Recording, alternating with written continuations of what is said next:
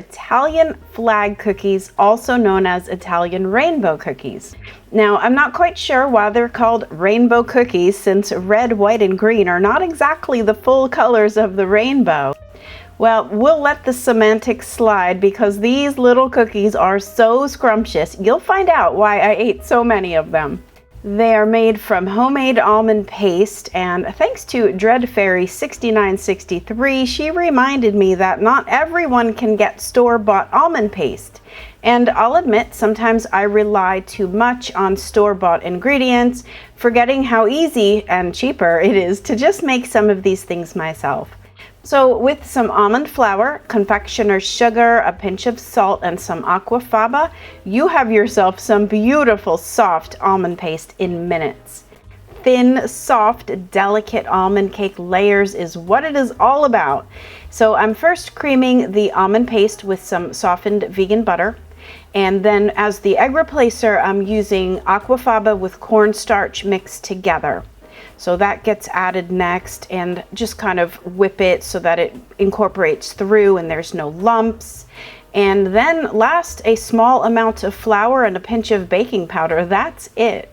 So for the full recipe, be sure to head over to my website at gretchensveganbakery.com, where I explain more about the recipe and offer a notes for success section, as well as links to these 1/8 sheet pans that I'm using, which are the perfect size to divide the batter for 3 layers. So I've colored one portion of the batter green, one white, and one red, and then just spread it as evenly as possible in the pans. They bake for just about 20 minutes in a preheated 350-degree Fahrenheit oven.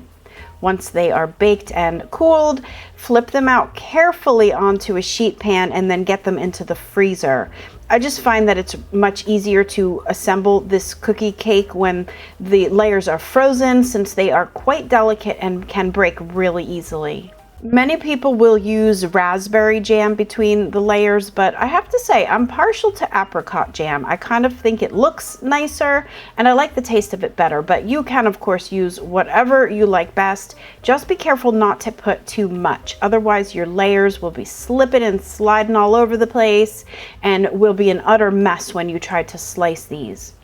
I've actually melted my apricot jelly slightly because it's just easier to spread, and the frozen cake layers will instantly reset the pectin in the jam, giving it much more stability versus spreading a loose and slippery jam. Now just trim off those edges for the clean-sided look, and then the entire cake gets cut in half for 2 equal logs.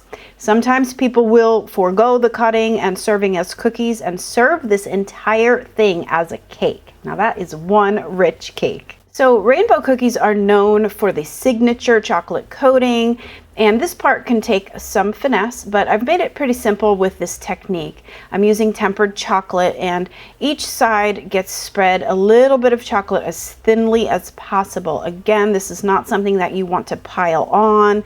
It's just a very thin coating of chocolate on each side of the rainbow cookie log. So as you see, I'm working on a piece of parchment paper, and by letting each side of chocolate set before flipping it onto the next side, it just makes easy and clean work, and then just keep coating and flipping until all the sides are done.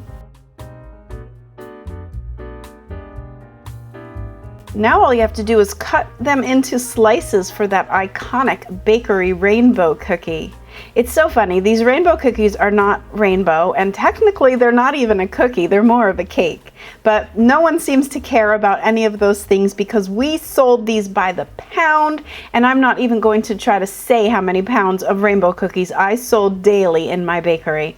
But don't take my word for it, see for yourself and go grab this recipe. All the links are below this video. I really do hope that you're going to try this recipe and mix up some homemade almond paste for yourself too.